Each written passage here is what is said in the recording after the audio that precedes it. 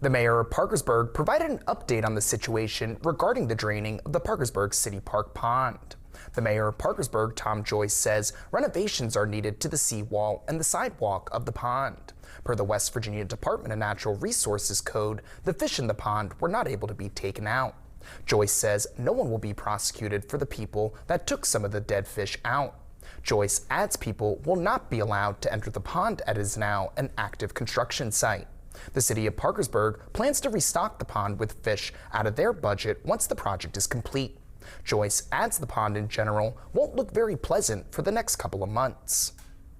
And just ask folks to be patient. I told City Council when they made the appropriation that this was going to be a kind of an ugly process. I mean, you know, with improvements come inconvenience, and oftentimes things don't look pretty for a matter of time. Joyce says the project at the pond will hopefully be finished by late spring.